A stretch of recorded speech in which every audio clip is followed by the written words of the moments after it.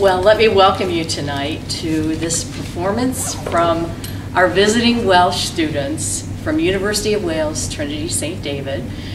These students are students of the Wales Academy of Voice and Dramatic Arts, and I think you'll really enjoy their showcase. And it's a little different. The word showcase for us doesn't probably mean as much as it does to them. They're graduating seniors, and their showcase is really a collection of monologues and songs that they'll use to impress the agents.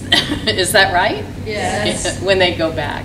So I'm going to introduce them, and then we'll get started. First, Fleur Davies, Kira Davies, no relation. We're not sisters. David Horgan Harding, the only male in the group. Saren Howells, Fionn Moore, the only redhead in the group. Ellie Morgan Gould, Mia Morgan, and Lowry Boyle. Now, I didn't introduce her, but their lecturer in theater is Anharad Lee, and she's hiding behind the door doing the sound.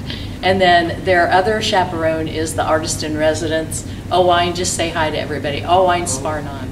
All right, let's give them a welcome, and then let's get started.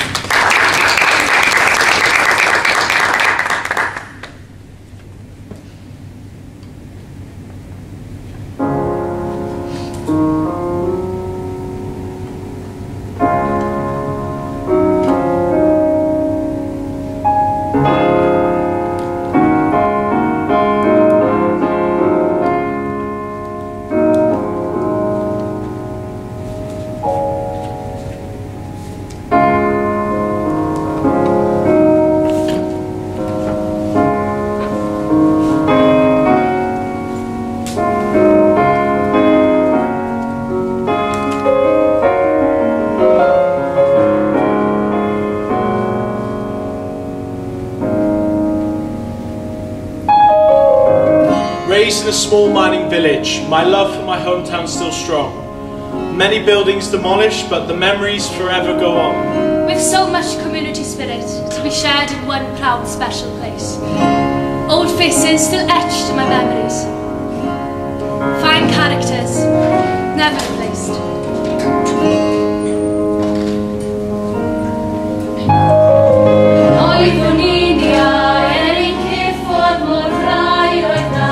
A wy'n prif y balbarhau, rwan yn hyn, da fi'n stafnu gael glin o'n dehyn, yn dal i wedi mor llun, a ti'n amau grif o'r bryd, yn troi gynt na mor blaen. Wrth i feddeliau garlamu ymlaen, mor ddrwg, mor ddiwyd, fel mor ddwyr a chdi. Yn ymgais i siapio dy hun. Ond fel naw i ti a fel yna ti fod, does na neb arall fel chdi yn bod. Holy shit, your parents have bought us the pub. What? Oh shit, did you know? No, I told them your parents were thinking. Oh my god, this is amazing. This is our pub! Crack the champagne open here. This is amazing, guys. We can do so much in this place. Something special. Bring people together. Attract tourists. What, to a dead-end village where... Oh, shut up, it's not a dead end. Build something that lasts. It's going to be around forever. This place will be underwater in 100 years. Shit, really? Well, parts of the Welsh coastline, maybe. Who cares about 100 years from now? We'll be long gone. I'm the teimlad yn droed yr aigwy, sy'n deud na fi o'n erioed, glywes di'r ffaith, mae dy ond dy iaith sy'n wahanol, sy'n dyddal di yn ôl, ond mae anodd weld yn glir, a rwy ti'n adrai, a phanau ofnau yn llifod dy waed,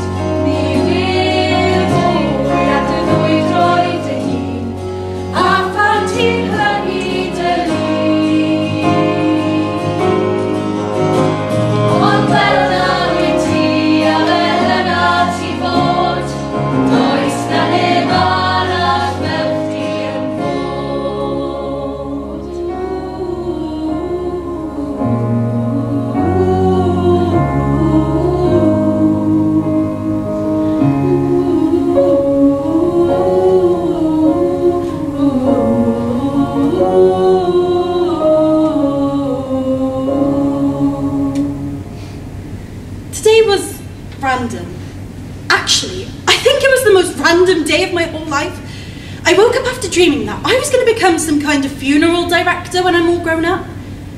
I mean, when I'm like 30 or something. Maybe it was because I couldn't sleep last night, or while I was sleeping or trying to sleep, there was this weird program on Classic FM. I mean, it can be a cool program sometimes, but last night's was weird. It's kind of like a listener's hour where all the messed up people, as in people who've been through messed up things, get to ask for their favourite pieces of classical music. One old man once asked for a Mozart piece because he'd only just lost his dog, and when he played Mozart around the house, he could hear the dog scrambling about upstairs, howling, although it was as dead as a dodo. It was bloody obvious who was howling if you ask me. Anyway, last night's one was about this girl who had just lost her sister. Bless her. Sounded awful, and I felt extremely lucky that everyone except for Nana and Helen was still alive. Anyway, the sister that was still alive had gotten her sister's ashes and given them to this company that could turn him into a diamond. I haven't got the faintest idea how someone does that, but she did it. Now, this is the messed up part, if you ask me. She'd gotten the diamond, put in her tooth, so she carries her sister around in her mouth. Just imagine that. Only the tragedy was, she'd woken up one morning and it had gone. She'd only gone and swallowed her own effing sister.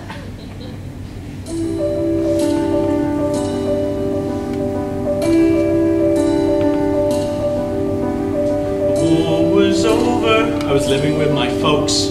I yelled upstairs, "Hey Ma, I'm off to grab some smokes."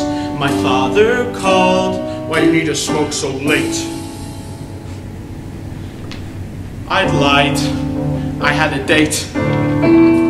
Free of my folks' enslavement, skipping along the pavement to see a brunette who I never met, but I never would forget how she looked in that dress. How she stuck out her hand and said, "My name is Cecily Smith, and I hope you like music, 'cause I've got 2 tickets for La Traviata." That's when I said, "I hate opera."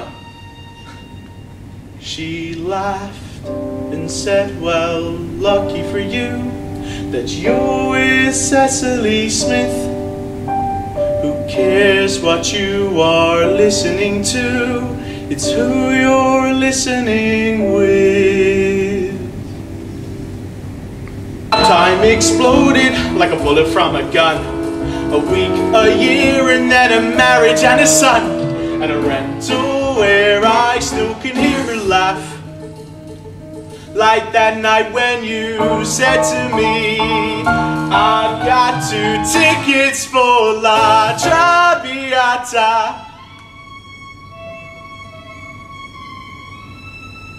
It's sad but true how much I miss you.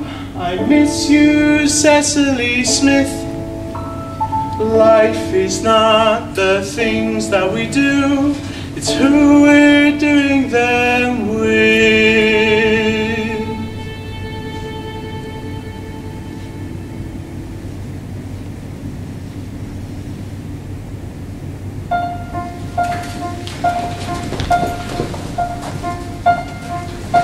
Shit! I know that swearing isn't helping it, but fuck, I've had enough. This waiting isn't getting better. I'm sweating and I'm shaking and I'm dreading this mistake. I can't pretend I'm dreaming when I feel so damn awake. I don't know where I'm going, but these results better start showing. Take a moment, relax, try to inhale, and imagine that everything's fine before you notice your life start to derail. Just remember the future's still bright, so I'll give what I've got, whether they like it or not. I'm not changing the plot of my story. I've got brains, I've got heart, and I've got plenty of time.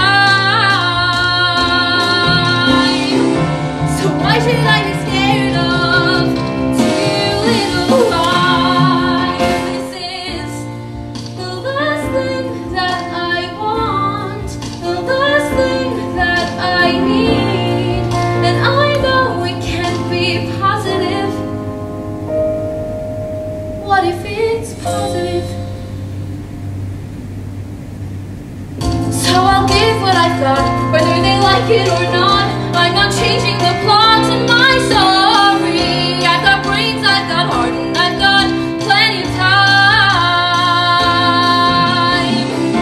So why should I be scared of two little lies? Two little lies. Two little lies.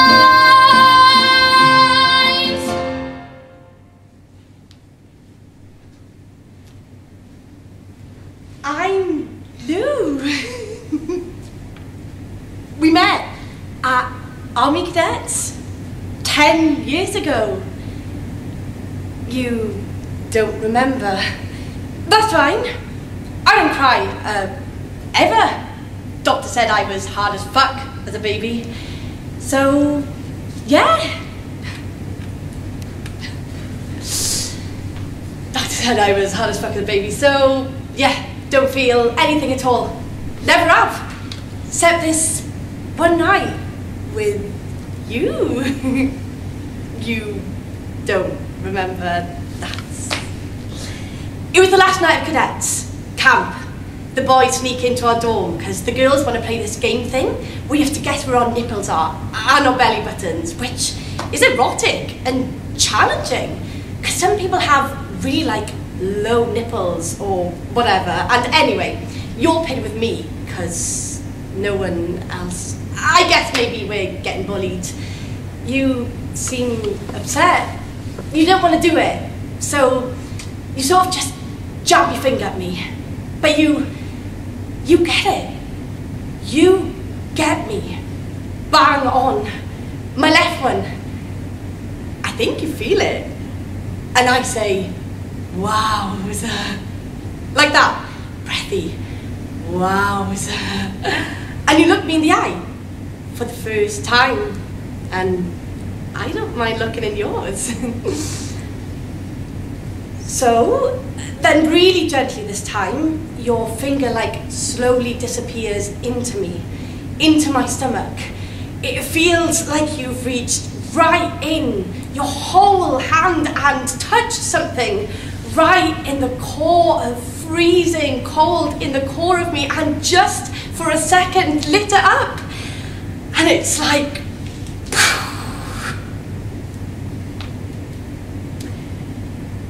anyway, I was thinking that was the best bit of my life so far, probably. I know it is. I never really realised before. But I've had a shit year, and I'm trying to do something, and I've missed you. I've realised I've missed you. So I thought I'd look you up today and see what you were up to, and see if you remembered that too. And whether you might want to have dinner with... Do you like curry?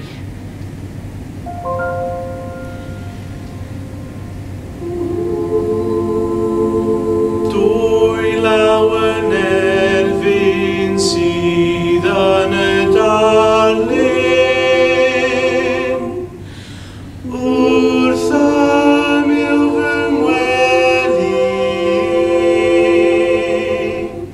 bob bore a nos mae wedi'n tlws. Mi wlen a chlywaf hi, hana fi gysgu mae'r ddwy raw hynny, wrth ymyl fy ngwely. Mewn gweddi'r byw sy'n cadw i'n byw. Mi wlen a chlywaf hi.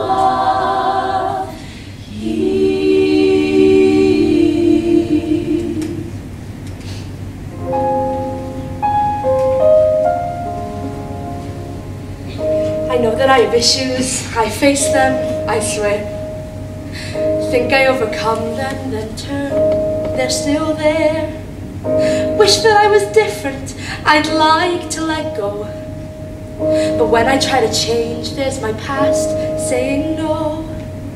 Maybe it's all 'cause of Dad, his new kids, his new wife. Oh, why not just blame Mom, who's been nuts my whole life?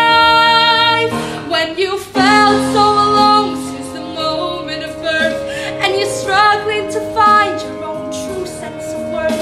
When it feels there is no one across this whole earth to depend upon, you carry on, just like you always do. 'Cause it's safer to rely on you. I feel out of control, I feel safe on the ground. I go building up walls, yet I wish to be found. As I keep on spinning around and around, and I look at the people who've worked it all out, and I wonder why I'm still a bundle of doubt. And sometimes I wanna just stand up and shout, don't let your life fly by.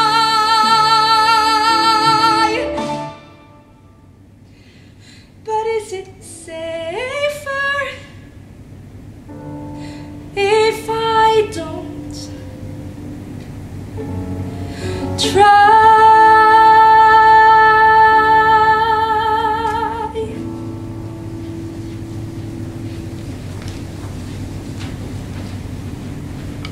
Don't, alright? Don't try and act like it didn't happen and I'm just having a girl thing here. Because that's not the story, bud. It's not. We can't eat lunch and kiss each other and start blabbing on the phone next week. We're done, Greg. I am finished with our relationship and I'm going to need you to acknowledge that before I go. Flowers don't save the day. Gregory, stop it. I know now that I'm not supposed to be with you, that we could fuck up by having kids or getting married or I don't know what. Sorry, but no, that's not true. Don't say that. You always want to say shit for me, vouch for me, or sign shit that we could both have our names on, and I'm not going to have it anymore. You are not to me, so you don't know. Listen to me very carefully, okay? Because I'm only going to say this one time. Piss off! That's what I want you to do, Greg. Get out of my life and leave me alone. Let me start over in a serious fashion, maybe in a relationship or not. I don't know. But if it is something like that, may it please be with someone who can keep from being an asshole and all overbearing and thinking they know everything because you don't. You do not know a goddamn thing to do with me. So I've discovered my past 4 years with you. 4 years that are now gone. So totally lost and gone that it makes me cry whenever I see a bit of our time together. A keyring or your name lights up on my phone or...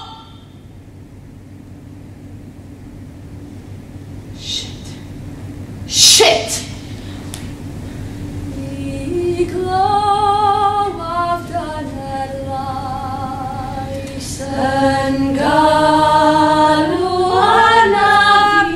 Right, no, you did have to come back for this, Rachel. You said you would, that was the deal. Yeah, you know what? Think back in my head, and you know what? Maybe you did promise. But you did. You said you'd come back and you'd take your turn. Yeah, obviously that didn't happen. But being a daughter means that you have to. Right, okay, don't shake your head at me. Do you remember the last time I went on holiday? Yeah, when you come and took care of Dad. And I went to Skegness. Right, yeah, I know. But I liked Skegness. I liked the train rides and the chips. I liked walking on the beach in the mornings. In the habit of rising early. And so I'd find myself awake at 6 and to be quiet but for the bin men. This one morning I woke up even earlier, just tossing and turning. No point laying there wasting the day away, so I got myself up and I walked down to the beach. And there was this giant on it. I thought it must have been a shipwreck at first, but when I got closer, it was a whale. Bigger than anything I'd ever seen. And it was still breathing. These huge, heaving breaths, and I laid my hand on it. I think it felt me there with it. I thought to myself that I would want to know that I'm not alone at a time like that. But then I saw behind it this shape in the water, and there was another one coming close to the beach itself. So I run in and I'm splashing as if that was going to do anything. Get back, save yourself, you stupid thing, get back! In the sea, up to my knees like a mad one, trying to push against this 100-ton thing and screaming and crying as if any good that was going to do. My weight against all of that. And there were 4 of them stuck on that beach, and I just felt I couldn't leave. There were people after putting wet towels over them, and I asked them why it happened. How could this happen? And they said they don't know for sure, but they have this theory. So whales live in pods, and they travel all across the world in these pods, these families. And I think that why it happens is the first one goes in by accident because they don't know that they're going to get into trouble. But then they call out for their family. Maybe they're saying, get back, save yourselves, get back. Maybe it's, I'm stuck, help me, I'm stuck, please help. Maybe it's that I'm somewhere that I don't know. And I'm alone. I don't know what to do. I'm alone. But whatever it is, the rest of them follow. Because that's what families do.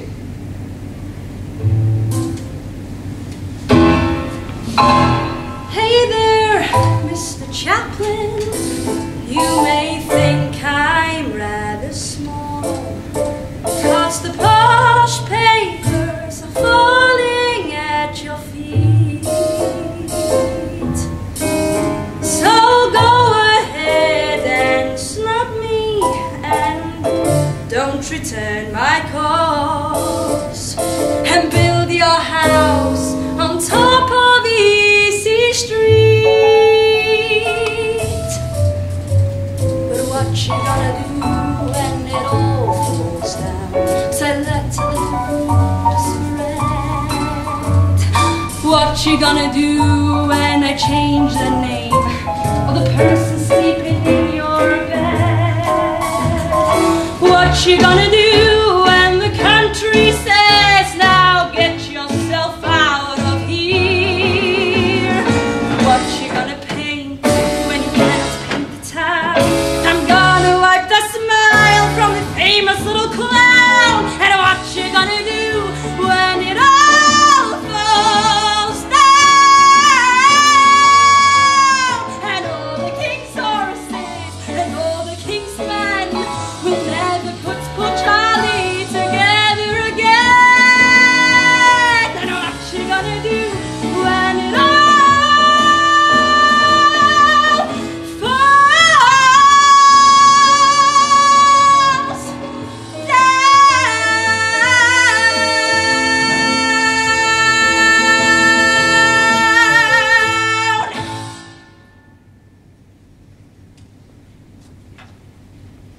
Can I go now? Oh my god, I haven't done anything. Fine. How's this going to work then, sir? I talk, you listen. You just sit there nice and comfy taking notes. Teaching don't pay the bills. Got a side job as a TV writer or something. I'm the inspiration for this thing where this girl who seems normal goes on a murdering rampage because her head pissed her off. I am calm. I didn't swear. This isn't proper swearing, is it? Anyway, I don't swear all the time, no one says nothing, so... I'm not being bullied, okay? If I was, I'd tell you. And anyway, you wouldn't know a bullying problem if I smacked you in the face with it.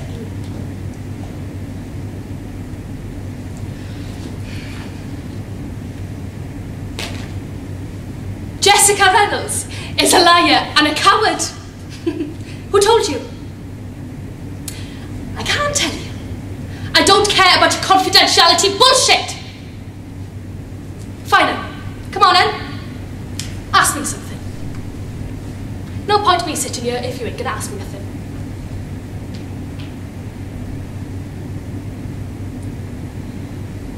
Yeah, she's fine. Baby's fine. Do you know what it takes to keep one of those things alive? Have you got kids, sir? Bloody nightmare. He's cute though. Do you wanna see a pic?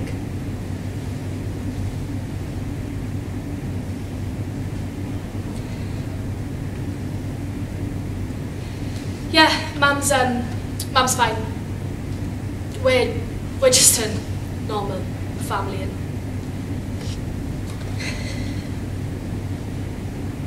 oh, come on.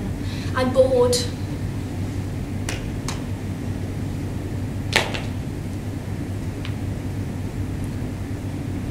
Oh, can I put my hair up?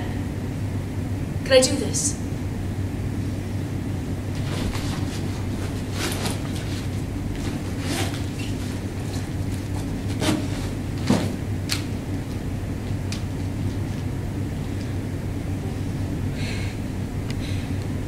Where are you wandering? Where did you go?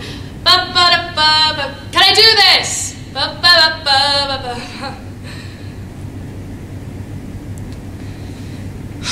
Don't pretend you know me, okay? It's 11:30. I can go now. No, that's against my human rights. I can go now. I'm going.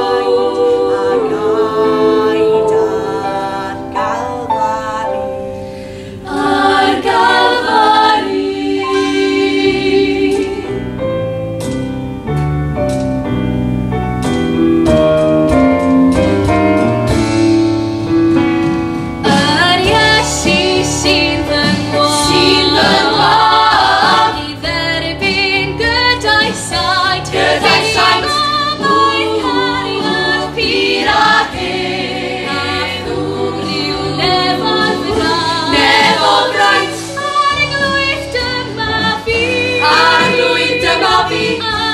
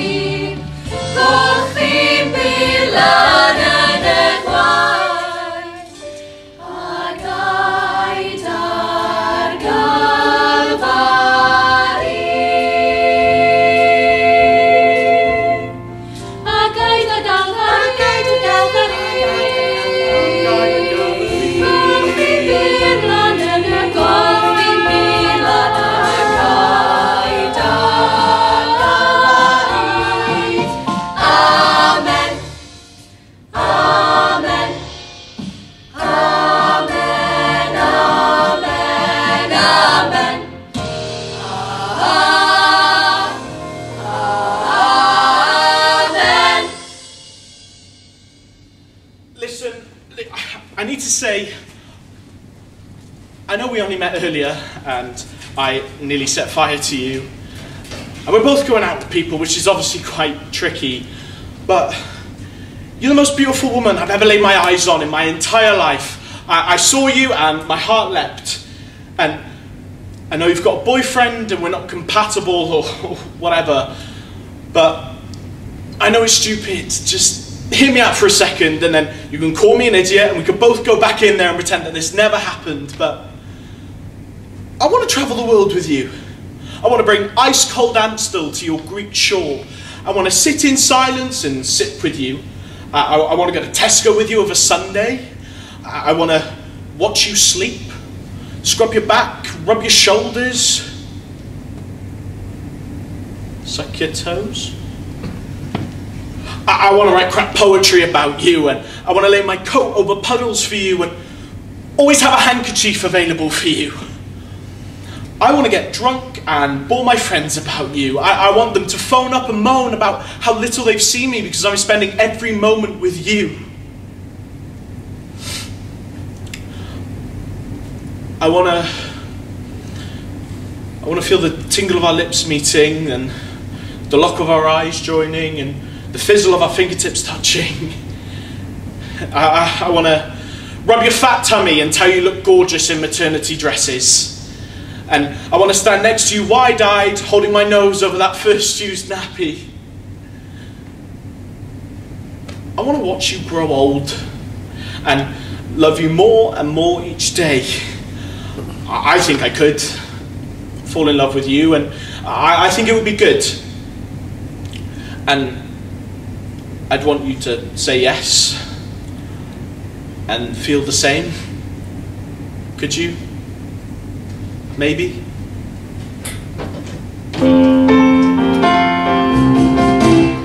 His hair is dirty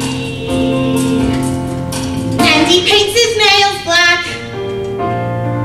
He wears dog tags and patches on his knapsack.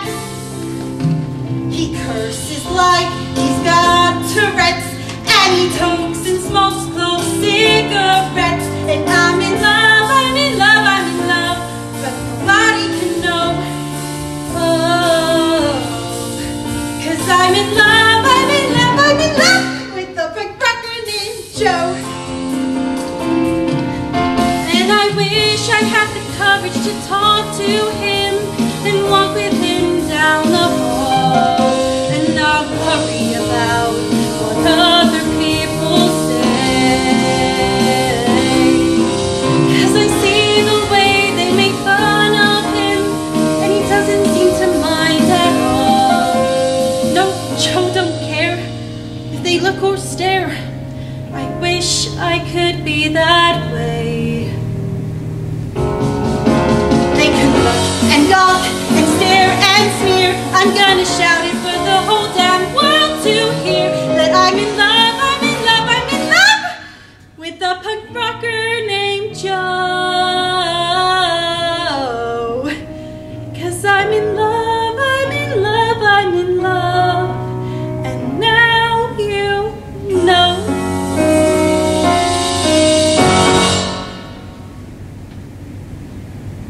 At the supermarket, I'm in the Italian section, you know, spaghetti, sauces, that kind of thing. And there's this woman standing beside me. She's standing so close to me, it's as if she doesn't even notice that I'm there. And she was paper thin, as if she was barely standing. But then I realised, it's that she doesn't realise that she's there. It's not me. This woman isn't aware that she actually has a presence. And there is this man watching her from down the end of the aisle. She holds up this pasta to him, and he shakes his head. Shakes his head at the pasta, and then looks away. And she holds on to it for a moment, and just as she's about to put it back on the shelf, she checks. Checks to see if he's still watching, and he isn't. So she puts it in the trolley. And I think, good on you. If you want that pasta, you have it. You put it in the trolley, you go for it. But then he comes back. And then he hits her. And I mean really hits her. And we don't know it's coming. Me or her. And I hear it, his fist hit the side of her face. She staggers a bit. And he steps towards her and holds his arms out to hold her up, I suppose. He wants to hold her now. You can see that. But she doesn't let him. She manages somehow to straighten herself up. She walks away from the trolley, down towards the end of the aisle, and just disappears. And he doesn't even watch her go. He just stares down at the shopping. I realised then that I'd seen her just before in the pharmacy section. She looked different then. She was just browsing, looking around as you do. She picked up this thing and held it in her hand. I noticed that, you see, because we both picked up one of the things. Read the instructions on the back at the same time. We both picked up a pregnancy test.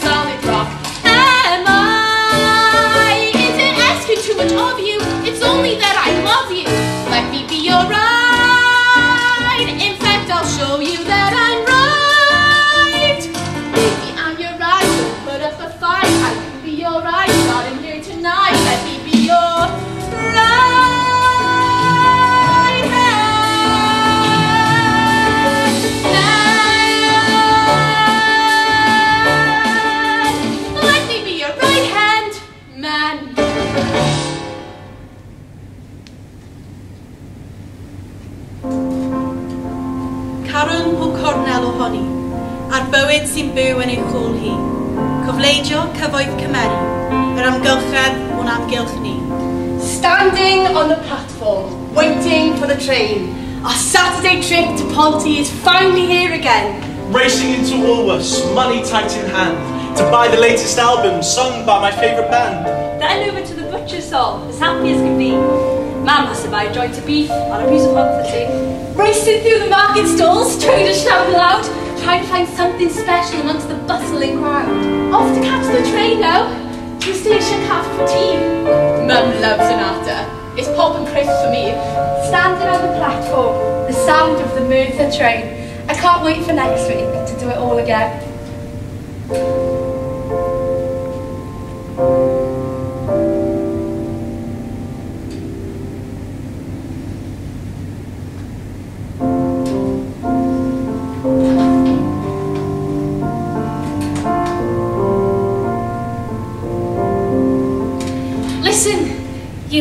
night, my friends were bad for me. Thank God you helped me see how fake they are.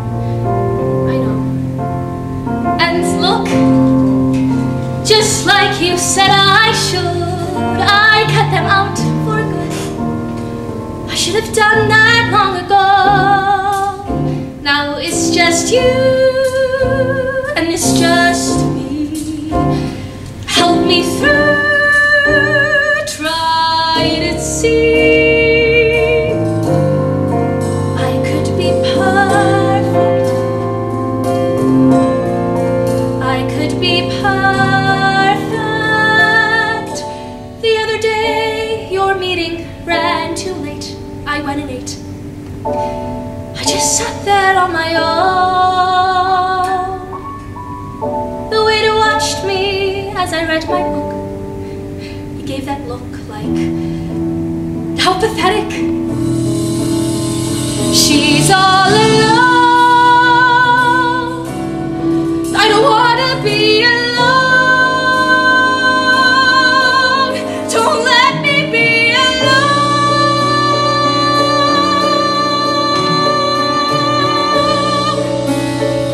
No one else can take your place. I am yours and you are mine. So don't tell me we need space. No, don't use that goddamn line. Now you look me in the face. We are going to be fine. I will be perfect. I will be perfect. It's not hard to do. I will be perfect for you.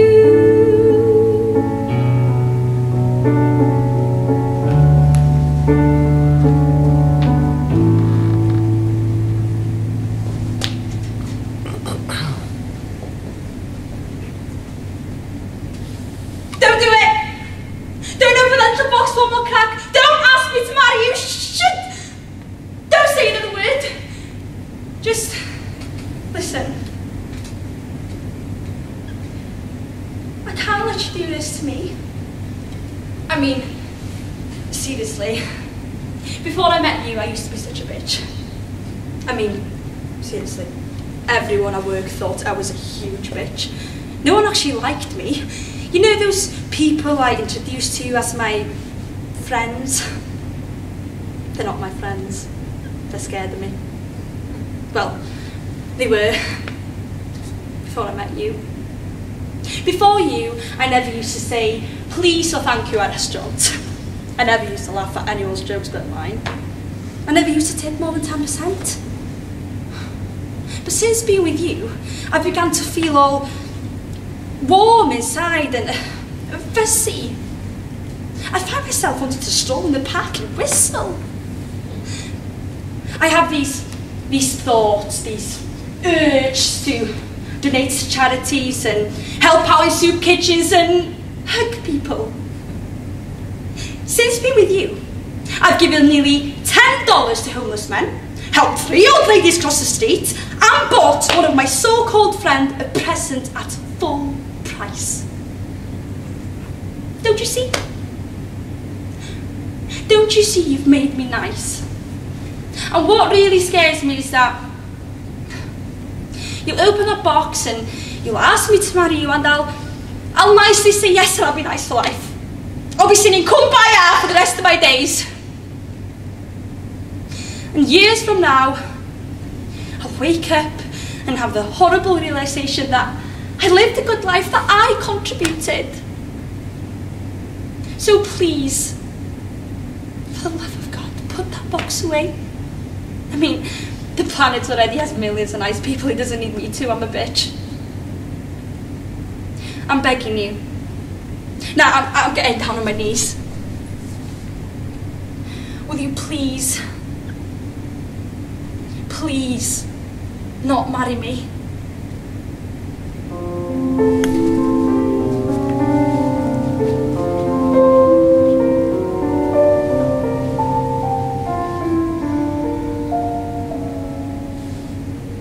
We met, of all places, in front of Christides, some freakishly cold winter's day. I had on several unflattering layers of wool. He slipped on the ice with his grocery bags full. So I rescued some Fruit Loops he dropped by the curb, and he made some remark that my smile was superb. I thought that was sweet, and I started to go, when he said, "Hey, what you doing tomorrow? Because I'll be here at the corner of Bleecker and Mercer tomorrow at 7. If you want to meet up, I'll be waiting right here. And in case there are two fellas waiting for you, my name's John." He waved and then he was gone. Our first anniversary came in a flash, and we promised to take the day off. He had to stop into his office that morning, and so I went walking uptown to this bakery I know. When I heard on the street what I thought was a joke, till I noticed the sirens and saw the smoke. So I'm running back home with this feeling of dread, to the voicemail he left, with the last words he said.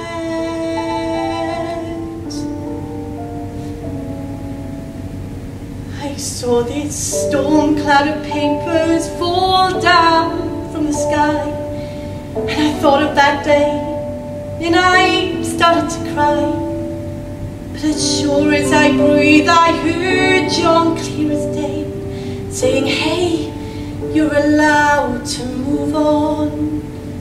It's okay, because I'll be here, even if you decide to get rid of my favorite sweater. Even if you go out on my birthday this year, instead of sitting at home, letting all of life's moments pass by. You don't have to cry." Right now, John's whispering congrats in my ear, 'cause I finally let myself tell you that I will be here.